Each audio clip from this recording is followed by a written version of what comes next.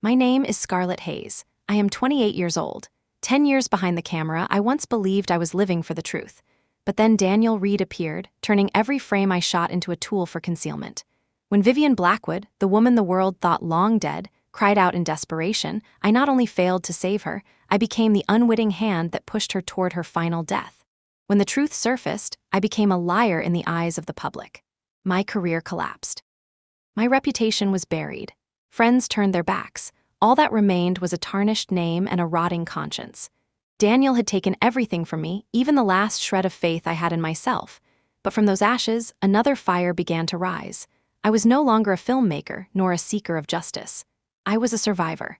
And my existence now has only one purpose: to make Daniel Reed pay for every drop of blood he buried and for the life of mine he destroyed. I make documentaries no one really takes seriously. At least not yet. I have always believed that the camera is like a witness, quiet but relentless, catching what people try so hard to bury. Most people in this town tell me I am wasting my time. They say the world does not care about truth, it only cares about glamour, about box office numbers, about who is walking the red carpet. And maybe they are right, but I cannot give up on the idea that truth has a power of its own. I remember sitting in a crowded cafe in Los Angeles, my best friend Lily Tran across from me. She is a cinematographer, small frame, sharp eyes, the kind of person who notices the way light bends on the corner of a window. She has been my partner on almost every project, even when we were broke and living off ramen noodles. Scarlett, I said, stirring my coffee, if one more producer tells me that our work is too dark, too niche, too unmarketable, I swear I am going to lose it. Lily leaned back in her chair and smirked. You say that every week, and yet here we are still talking about our next shoot. That is how I know you are not giving up. Easy for you to say, I answered. You are the one people actually want to hire. I am just the girl with a camera chasing shadows. She reached across the table and squeezed my hand. Scarlett, you have something most of these so-called filmmakers have forgotten. You actually care. That was Lily. Always the one to pull me back when the weight of rejection made me doubt myself. Later that week, my phone buzzed with an email that felt different. The subject line read "Proposal from Daniel Reed." I almost deleted it, thinking it was spam. But curiosity won. Inside was a message inviting me to meet with him at his office in West Hollywood. Daniel Reed. The name rang bells. A powerful producer, known for financing big glossy projects. The kind of man who never even glances at independent filmmakers like me. I showed Lily the email and she nearly choked on her soda. Daniel Reed. Are you kidding me, Scarlett? He is like Hollywood royalty. Why would he want to talk to you? Thanks for the confidence boost, I muttered, but my heart was racing. The next day I walked into his office building, my palms sweaty. The place screamed power. Sleek marble floors, oversized posters of blockbuster films lining the walls. His assistant ushered me into a room where Daniel himself was waiting. Tall, silver hair, sharp suit, eyes that seemed to measure everything in seconds. Scarlett Hayes, he said, standing to shake my hand. I have been following your work. You have an eye for grit. That is rare. I almost laughed. People usually called my films depressing, not gritty. Thank you, Mr. Reed, I said, trying to sound confident. Please, Daniel, he corrected with a smile that did not quite reach his eyes. I have a project in mind. I want you to make a documentary about a disappearance that shook Hollywood 20 years ago. Do you remember Vivian Blackwood? Vivian Blackwood. The name carried a ghostly weight. She had been a rising star in the 90s, beautiful, magnetic, and then she was gone. No body ever found. The newspapers had screamed scandal, but then the story faded. Yes, I said slowly. Everyone thought she died. Exactly. Daniel leaned forward, but people still talk. The mystery lingers. I believe a fresh look at the story could be compelling, and I am willing to finance it, generously. My mind was spinning. This was the chance of a lifetime, and yet something in his voice unsettled me. What exactly do you want me to uncover? I asked. Daniel smiled again. Just tell the story. The way the press did back then. Tragic, unsolved, the end of a promising life. People love a good mystery. I nodded, though a knot was forming in my stomach. When I left the building, I called Lily immediately. You will not believe this. Daniel Reed wants us to make a film about Vivian Blackwood. You are kidding, she gasped. Scarlett, this is it. This is your break. Maybe, I whispered. Or maybe it is something else. That night I could not sleep. I sat at my desk surrounded by clippings about Vivian. The glamorous photos, the screaming headlines, the endless speculation. And for the first time, I felt like she was staring back at me through the glossy paper. asking me not to just retell the lie but to find what really happened. A few days later, Lily and I tracked down Alina Price, a former actress who had once starred with Vivian. We met her at her small bungalow in Burbank. She opened the door cautiously, her eyes darting around as if someone might be watching. "Scarlett Hayes," I introduced myself. "This is my colleague Lily. We are making a film about Vivian Blackwood." At the mention of Vivian, her face paled. "I do not talk about those days." "Please," I urged. "We only want to honor her memory." Alina hesitated, then let us in. The living room was cluttered with old photographs, fading posters from forgotten films. She sat down heavily and whispered she was different, you know. Vivian, she was not like the others, too smart, too curious. That is why they did not like her. "Who is they?" I asked. Alina looked at me with fear in her eyes. "You should not dig, it will not end well." Before I could press further, she shook her head and refused to speak another word. Lily and I left in silence. Outside, she muttered that was creepy. Later that night, as I was reviewing my notes, my laptop pinged. A new email, no sender listed. The subject line said, "Do you want the truth about Vivian?" Then inside a single line, "Call me," and a number. Attached was a scanned document. I opened it and froze. It was a police report I had never seen before. Pages missing from the official archive. Details of witnesses who claimed Vivian had been seen alive months after she supposedly vanished. My pulse raced. Whoever sent this wanted me to look deeper. But why me? I called the number. A voice answered, low and urgent. "Scarlett Hayes, you do not know me, but I know you. Keep digging. She is not dead." "Who are you?" I demanded. The line went dead. I sat there in the dark, my hands trembling. Lily was asleep in the other room. I stared at the computer screen, at the name Vivian Blackwood, at the fragments of a story that refused to stay buried. And for the first time, I realized that this film was not going to be the project Daniel Reed imagined. It was going to be something far more dangerous. When I woke up the next morning, I told myself it might have been a dream. The anonymous call, the secret document, the voice saying she is not dead. But the file on my laptop was still there, staring back at me like proof that the impossible could be true. Lily shuffled into the kitchen, yawning and rubbing her eyes. "What are you doing up so early?" she mumbled. I turned the laptop toward her. "Look at this." She squinted at the report, then her eyes widened. "Where did you get this?" "It came from nowhere," I said. "No sender. Just dropped into my inbox. Someone out there wants us to know that Vivian might still be alive." Lily sat down hard at the table. "Scarlett, this is huge, but it is also terrifying. Whoever sent this knows who you are." "I know," I whispered. "And that is what scares me most." We decided to start with the basics. If Vivian had been seen after her supposed disappearance, then someone must have covered it up. The question was who and why. I suggested we meet with Mark Sullivan, a journalist who had covered Hollywood scandals for decades. He had a reputation for chasing stories no one else dared to touch. We found him in a smoky bar near Sunset Boulevard, a place that smelled of old wood and broken dreams. Mark sat at the counter nursing a whiskey, his face weathered like a man who had seen too much. "Scarlett Hayes," he said when I introduced myself. "I know your work. Not bad for someone still wet behind the ears." "Thanks," I muttered. "I wanted to ask you about Vivian Blackwood." At the mention of her name, his expression darkened. He swirled his drink and said quietly, "You are playing with fire." "So you believe the official story is a lie?" I asked. He leaned closer. "I do not just believe it, I know it. But the people behind her disappearance are untouchable. They own studios, they own networks, they own half the damn city. Then why did you not expose them?" I asked. "Because I like breathing," he said flatly. I sat there trying to read the man. He was scared, but also angry, like someone who had once tried and failed to fight the machine. "Mark, please," I said softly. "I am not asking you to risk everything. Just tell me what you know." He studied me for a long moment, then pulled a folded piece of paper from his wallet. He slid it across the table. A name scribbled on it, George Miller. He was her manager. If anyone knew the truth, it was him. But watch yourself. They keep tabs on anyone who asks too many questions. As we left the bar, Lily whispered, "You think we can trust him?" "I do not know," I admitted. "But right now, he is all we have." That night, I sat alone in my apartment, replaying every word Daniel Reed had said to me. His smile. His insistence on telling the story like the press did. His money flowing so easily. Something about it all felt wrong. My phone buzzed again. Another anonymous message. This time it was just 3 words. "They are watching." I jumped up and looked out the window. The street was empty except for a dark sedan parked across the road. I stared at it for what felt like hours before it finally drove away. The next day, Lily and I tracked down George Miller. He lived in a run-down house in the valley, a man who had clearly fallen far from his glory days. He opened the door suspiciously and demanded, "What do you want I explained who I was and why we were there?" He laughed bitterly. "You think you are the first to come asking about Vivian, you are 20 years too late. But she is alive," I said impulsively. His face froze. He grabbed my arm and pulled me inside.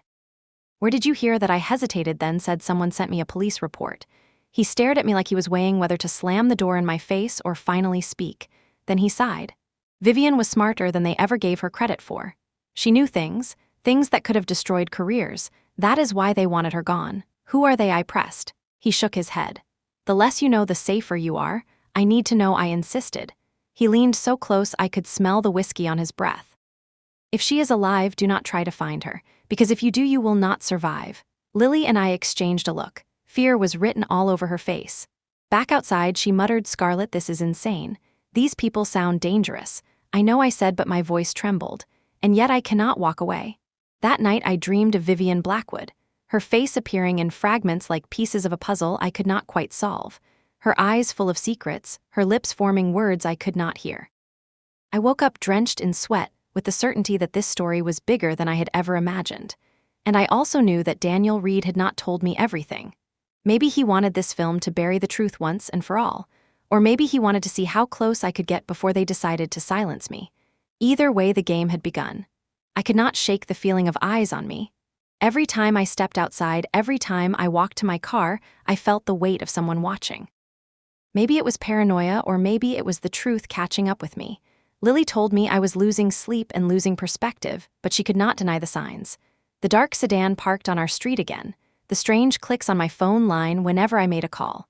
The way people glanced away too quickly when I asked about Vivian. We decided to trace the anonymous email. Lily was good with tech, and after a long night of tapping on her laptop, she looked up with a grin. "I got something. The IP address leads to a suburb outside Los Angeles. Not far, so whoever sent the files is local," I said. "Exactly. And if they want to meet, maybe we can find them first." The idea scared me, but it also lit a spark in me. For the first time, I felt like we were moving closer to the truth. Before we left, I called Mark Sullivan to ask his advice. He barked through the phone, "You are out of your mind, Hayes. Whoever is feeding you this is playing a dangerous game. So should I just ignore it?" I asked. He sighed heavily. "No, just be careful. And if you find something, do not keep it to yourself. Make copies, protect the evidence. That is the only way you survive in this town." Lily and I drove out to the suburb the next morning. A quiet neighborhood, tree-lined streets, kids riding bikes. It looked too ordinary to hide any secrets. But the address Lily had traced led us to a small rundown house at the end of the block. Curtains drawn, mail piled up on the porch. We knocked. No answer. I was about to leave when the door creaked open and a woman's voice said softly, "Scarlett Hayes." I froze. "Who are you?" I asked. The woman stepped into the light and I felt the ground slip beneath me. She looked older than the photographs I had studied, but it was unmistakable. The sharp cheekbones, the haunted eyes, Vivian Blackwood. I stumbled back. You are alive." She put a finger to her lips. "Inside. Quickly." We stepped into the dim interior. The place was modest, almost shabby, with heavy curtains blocking out the sun. Vivian closed the door and leaned against it as though sealing out the world. I do not understand," I stammered. "They said you disappeared. Everyone thought you were dead." She gave a sad smile. "That was the point." Lily whispered, "This cannot be real." Vivian motioned us to sit. Her voice was low but steady. 20 years ago, I saw something I was never supposed to see. Meetings behind closed doors. Deals made not just about movies, but about politics, about money that bought silence. They controlled everything. When I threatened to speak, they decided I had to go. "So you faked your death," I said. "I did what I had to do to survive. I changed my name, my face, everything. But I have been watching, waiting for someone brave enough to dig again. That is why I reached out to you, Scarlett." My chest tightened. "It was you. You sent the emails," she nodded. "But you must understand, if you continue, you put yourself in danger. These men do not forgive. They do not forget." I looked at Lily. Her eyes were wide with fear, but also with something else. Determination. I said quietly, "Then help me tell your story. Help me show the world what really happened." Vivian hesitated, then shook her head. "Not yet. There are things you need to know first. Evidence that will prove everything. Without it, they will bury you the way they tried to bury me." "Where is it?" I asked. Her eyes darted to the window. "Hidden, and if they find out I am talking to you, we are all dead." At that moment, there was a sudden noise outside, a car door slamming. Vivian froze, her voice was urgent. "You have to go, now." She shoved a folded paper into my hand. Then she pushed us toward the back door. Do not come back here until I tell you. Lily and I stumbled into the alley and hurried to the car. My hands shook as I unfolded the paper. It was a key. No note. Just a key taped to the inside of the page. Lily whispered, "Scarlett, what the hell have we gotten ourselves into?" I stared at the key, glinting in the sunlight. "The truth," I said. "And maybe the truth is worse than we ever imagined." I held the key in my palm all the way back to the city. The metal felt heavier than it should have been, as if it carried the weight of 2 decades of silence. Lily kept her eyes on the road, but I could feel her tension radiating. Finally, she said, "Scarlett, we just met a woman the world believes is dead." She gave us a key to God knows what and shoved us out of her house like someone was about to break down the door. "How are you so calm?" I laughed without humor. "Who said I am calm? I feel like I am about to explode. But we cannot stop now." That night, I spread the key on my desk like it was some sacred relic. I tried it in every drawer and box I owned, just for the absurd hope that it might reveal itself. Of course it did not. I called Mark Sullivan and told him everything. His silence stretched on the line before he growled, "You need to walk away, Hayes." "I am not walking away," I shot back. "Then at least be smart. Keys like that do not go to safety deposit boxes in some friendly neighborhood bank. They go to storage units, vaults, places where people hide the things they cannot burn. So what do?" I asked. Mark sighed. "You follow the trail. Check every bank, every unit near where she lived back then. But for God's sake, watch your back. If Daniel Reed is involved, you are not just making a movie anymore. You are stepping on the throat of a monster." I hung up and sat in the dark. Daniel Reed. His polished smile replayed in my mind. The way he had insisted on retelling the official story. Why choose me for this project if not to use me? Maybe I was never meant to uncover the truth. Maybe I was meant to seal it shut. The next morning, Lily and I hit the streets. We drove from one storage facility to another, asking questions, flashing Vivian's old name, her alias Clara Jensen, anything. Most places turned us away. One manager, an old man with cloudy eyes, finally paused. "Clara Jensen," he repeated. "Yeah, I remember that name. She rented a unit here once." My pulse kicked up. "Can we see it?" I asked. He shook his head. "Not without proof you are her or her legal representative." I pulled out the key. "Will this be enough?" He hesitated, then slowly nodded. "Follow me." We walked down a row of metal doors until he stopped at number 31. I slid the key into the lock and turned. The door groaned open. Dust swirled in the stale air. Inside were boxes stacked to the ceiling. Lily grabbed her camera instinctively. I lifted the lid on the first box and gasped. Documents. Contracts. Photos of famous actors and producers in compromising situations. Receipts for payments to hush money accounts. Names I recognized. Names that ruled Hollywood.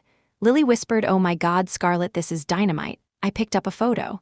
Daniel Reed shaking hands with a senator at a private party. Behind them, a young Vivian smiling awkwardly at the camera. My stomach churned.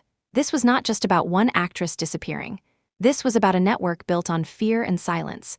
We heard footsteps echoing in the hallway. I froze. Lily snapped the box shut. The old manager appeared at the door. "You better be quick. You are not the only ones asking about this place." "Who else?" I demanded. He shook his head nervously. "Men in suits. The kind you do not say no to." We left fast, carrying only one folder stuffed under my jacket. As soon as we reached the car, I flipped it open. Inside were pages of Vivian's handwritten notes. Dates, times, names, places. At the bottom of one page, she had written in shaky letters, "If anything happens to me, tell Scarlett." Lily's voice cracked. "She wrote your name." I stared at the words until they blurred. Somehow Vivian had known that someday I would come. Back at my apartment, I barely had time to process before my phone rang. An unknown number. I answered. Scarlett. Daniel Reed's voice purred on the line. "How is the project coming along?" I swallowed hard. "Fine. Good." He paused. "Remember the angle we discussed. Keep it simple. Keep it clean. People do not want messy." I stared at the folder on my desk.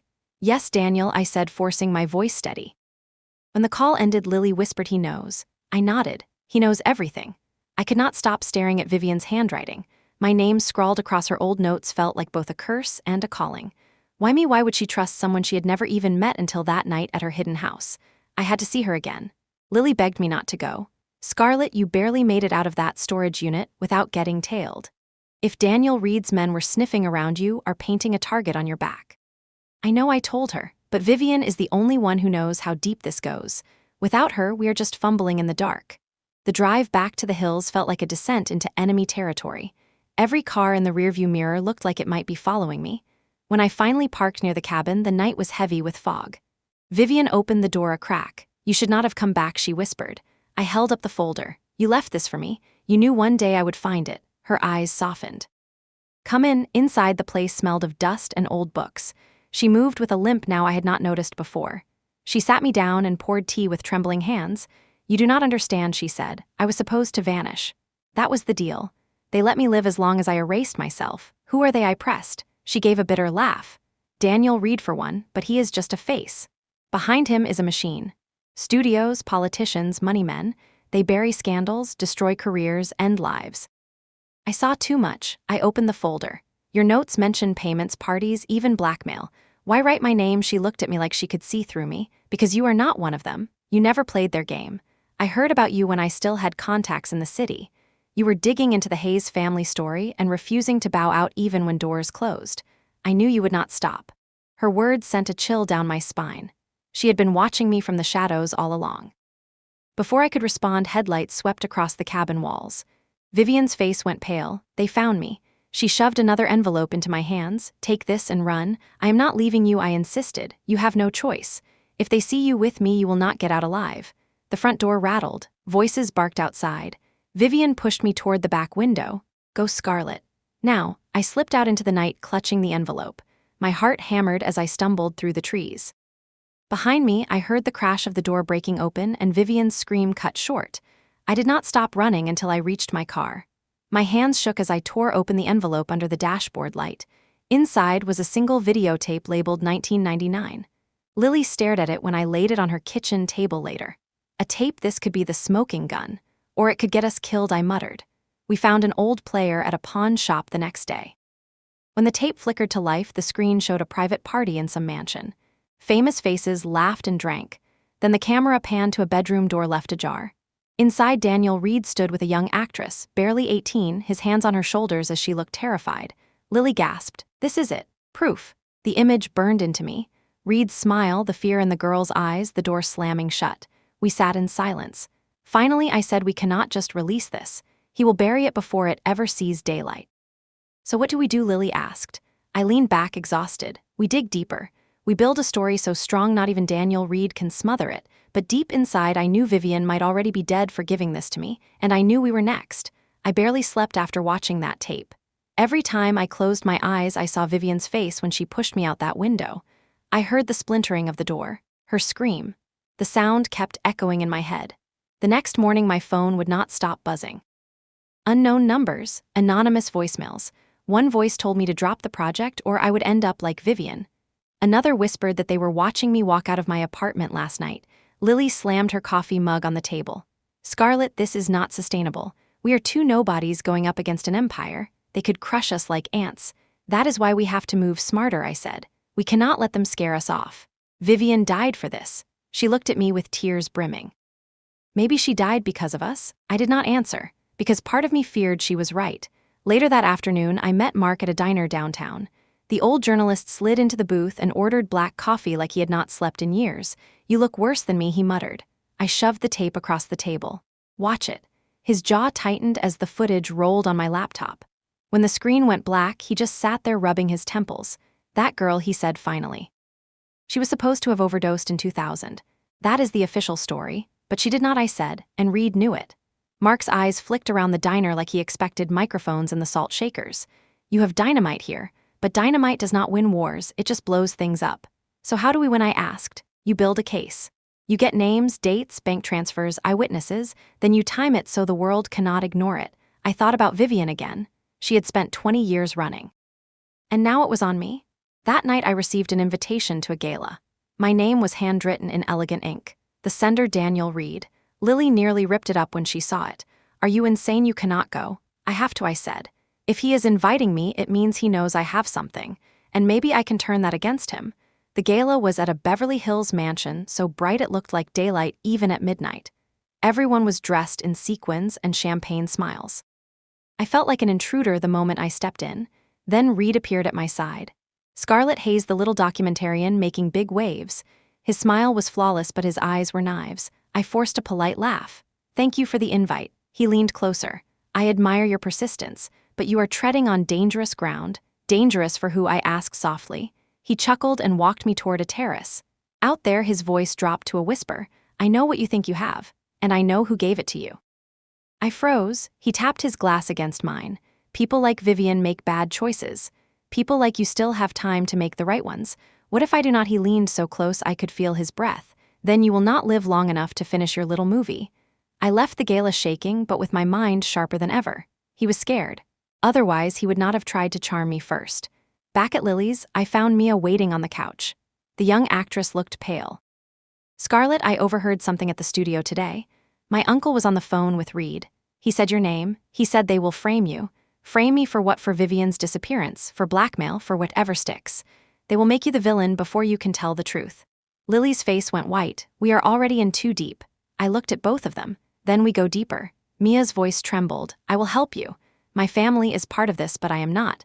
I cannot stay quiet anymore. For the first time since Vivian's scream, I felt hope. Small, fragile, but real. We gathered at my apartment the next morning. The folder, the tape, and all of Vivian's notes were spread across the coffee table. Mia paced nervously while Lily and Mark made coffee like we were all just trying to survive a bad week instead of stepping into a war. We cannot just post this online, I said. Reed will have it taken down before anyone sees it. Then how do we make it public? Mark asked, sipping his coffee. We build the case. Documents, eyewitnesses, paper trails, we make it airtight. He cannot bury it if it is solid. Mia swallowed hard. My uncle, he knows some of the transactions. I can get names, dates, emails. But he warned me that if anyone knows I am helping you, they will come after me. I reached for her hand. You are helping us change everything. We will protect you. We split tasks. Lily went through the tape frame by frame, cataloging faces and dates. Mark started contacting old sources, people who had spoken to Vivian or had worked with Reed. Mia dug through old studio records and her family's files. I started writing, connecting dots, laying out the story. The more we uncovered, the clearer it became. The network went deep. They bribed, blackmailed, and manipulated everyone in their path.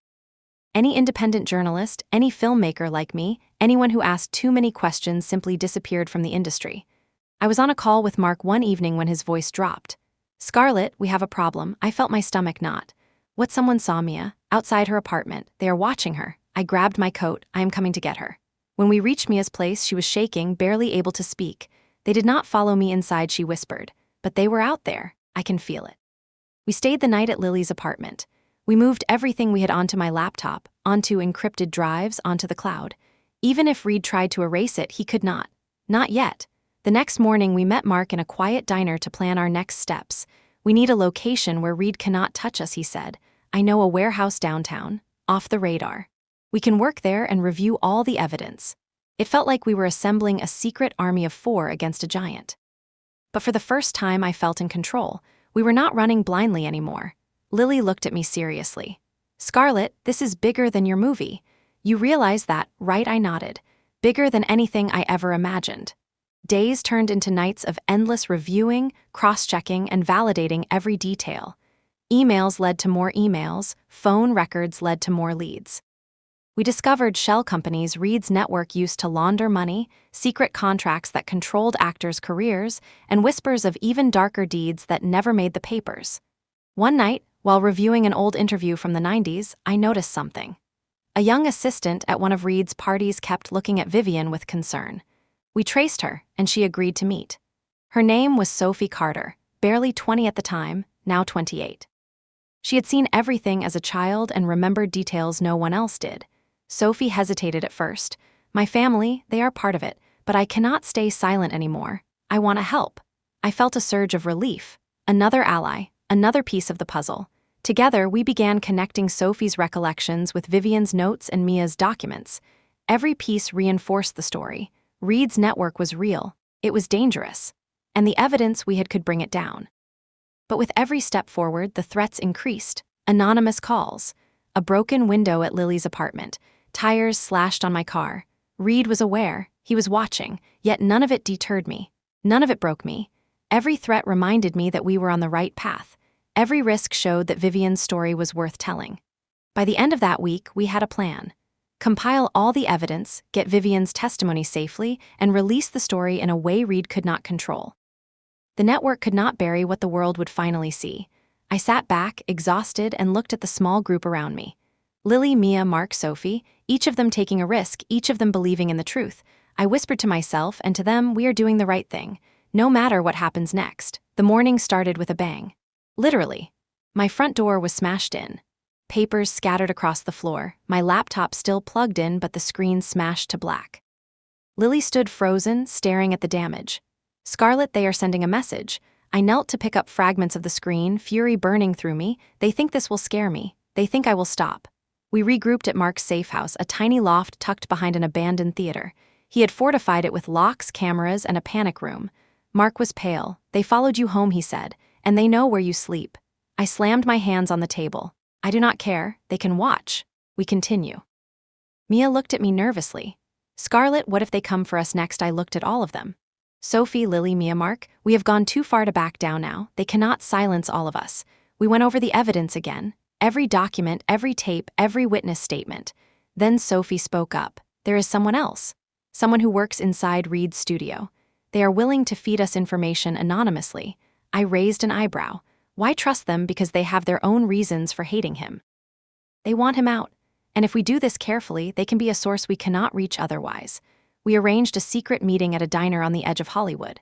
The contact, a woman named Cassandra, arrived wearing sunglasses and a scarf. She slid a manila envelope across the table. Inside, spreadsheets, emails, even a video of Reed orchestrating hush payments to several actors. I whispered thanks and slid it into my bag. But leaving the diner, Lily spotted a black SUV idling outside. Our contact froze and then darted inside. The SUV followed us for 2 blocks. I took a sharp turn, losing them, but my pulse was racing. Back at Mark's loft, we reviewed Cassandra's material. Every file corroborated the other evidence. Reed's power was not just influence, it was manipulation, fear, and money. Then a knock at the door made us all jump. Mark moved to the door cautiously. It was Sophie's father. He had followed her, furious. "What are you doing, you little fool?" he barked. "Do you know who you are messing with?" Sophie stood her ground. "I am helping them expose Reed. You cannot silence the truth." Her father's face twisted with rage and fear. He had been part of the network, yes, but he had a conscience buried under decades of compromise. "Scarlett," he said finally, "if anything happens to you, they will destroy us. You must be careful." I nodded, understanding the stakes were now personal. It was no longer just about the film. That night, I sat alone with the tapes, notes, and spreadsheets. Every page felt heavier than the last. Reed had eyes everywhere. Every phone call, every message could be intercepted. Every step we took could trigger retaliation. Yet I felt a strange calm. We had the truth. The world deserved to see it, and no amount of fear would make me stop. The next morning, we planned the next move, securing Vivian's testimony. Without it, the story could be dismissed as speculation. But with Vivian speaking, no one could deny it. Lily handed me my coffee and said softly, "Scarlett, we are really doing this." I smiled despite the exhaustion. "Yes," I said, "we are really doing this. We had to be careful. Every move needed planning." Vivian could not risk being seen, and neither could we. Mark found a safe house outside the city, an old cabin owned by a retired producer who owed him a favor. It was isolated, quiet, and most importantly, off any digital radar. I drove there with Lily and Mia, carrying the tapes, documents, and encrypted drives. Sophie stayed behind to monitor any suspicious activity in Los Angeles. Vivian met us in the cabin. She looked smaller than I remembered, fragile and tense, but her eyes were sharp, filled with purpose. "Scarlett," she whispered, "if anyone traces us here, I am gone." We laid out the plan. First, review every piece of evidence and cross-check it with her memories. Then, record her testimony in a way that could not be denied. Finally, distribute the story simultaneously across multiple platforms so Reed could not suppress it. Lily and I set up the cameras, careful to obscure metadata and GPS tracking. Every corner of the cabin was neutral background, no marks, no identifying features. We started filming, and Vivian spoke. "I was there," I said softly in the footage, 20 years ago. "I saw things I should never have seen. People you trust, people you admire, hiding secrets that destroy lives. I could not stay silent anymore." She recounted the parties, the hush payments, the threats. Every name, every date, every bribe documented. Her voice trembled but never broke. After hours of recording, I leaned back, exhausted but exhilarated. We had it. The truth, but the danger was not over. That night, my phone rang. Unknown number. I answered. Scarlett Hayes. Daniel Reed's voice purred through the line. "I see you are playing a dangerous game." I swallowed. "And you are losing control," he continued. I will not be intimidated, I said. He chuckled darkly. Careful what you wish for. When the call ended, Lily looked at me. He knows what we are doing. Yes, I whispered. And now he will stop at nothing. Over the next week, we prepared for the release. Sophie coordinated leaks through anonymous channels, Mark drafted detailed articles, and Mia verified every transaction and document. Every detail had to be airtight. Then, just hours before the launch, we learned Reed had called in favors. Studio executives, actors, anyone with influence. He was trying to suppress any mention of Vivian's testimony, but we were ready. Vivian's video was encrypted and distributed to journalists who were guaranteed to publish simultaneously. Our documents were mirrored on multiple servers. There was no stopping it. The moment came. We hit send. For the first time in 20 years, the story was out. Headlines erupted everywhere. Social media buzzed with clips of Vivian speaking, evidence of Reed's network, receipts, emails, and photographs proving decades of manipulation. And then the reaction. Panic, executives scrambling, Reed furious but powerless. For once, the machine could not hide. Lily hugged me. We did it, she whispered. I looked at Vivian, alive, finally free from fear. She smiled, tears in her eyes. Thank you, Scarlett. I realized then, despite the danger, despite the threats, despite the years of being ignored and underestimated, truth had power. And sometimes it only needed one voice brave enough to speak. The fallout was immediate. News outlets picked up the story within hours. Vivian's testimony, the documents, the tapes, they could not be ignored. Headlines screamed corruption in Hollywood, hush money, cover-ups, and the disappearance of Vivian Blackwood. Daniel Reed tried to spin the story, calling it a smear campaign, but the evidence was overwhelming. Leaked emails, recorded payments, witness statements, Vivian's testimony, it was all there. For once, money, influence, and intimidation could not bury the truth. I watched the chaos unfold from my apartment with Lily, Mia, Mark, and Sophie. The city was alive with shock and outrage. Hollywood's elite were scrambling, calling emergency meetings, sending out lawyers. And yet, for the first time in 20 years, justice felt possible. Vivian called me. Scarlett, she whispered, I am free. I finally feel like I can breathe. Hearing her voice brought a lump to my throat. You deserve to be free, I said softly. She laughed, shaky but relieved. And you deserve to be heard. Your film, your work, it will change things. The following weeks were surreal. I was interviewed, celebrated, criticized, praised. The documentary became the centerpiece of discussions on power, silence, and accountability in Hollywood. Awards followed, but more importantly, the story opened doors for other survivors and whistleblowers to speak out. Lily and I sat on the balcony of our apartment one evening, watching the city lights flicker. I still could not believe it. We had done it. Against all odds, we had exposed a network that seemed untouchable. Lily nudged me. Scarlett, you changed the game. Not just for yourself, but for everyone who was silenced. I nodded. And yet, it was not just me. Vivian, Mia, Mark, Sophie, they all risked everything. We all did it together. I realized then that truth was not about winning awards or fame. It was about courage, persistence, and believing that even one voice could matter, that one voice could wake the world. Months later, I returned to the place where it all began, the old cafe where Lily and I had dreamt of making films that mattered. I sat with her, sipping coffee, reflecting. Do you ever get scared? She asked quietly. All the time, I admitted. But I also know that fear is part of the journey. It is proof that we are pushing boundaries, challenging lies, and demanding justice. Lily smiled.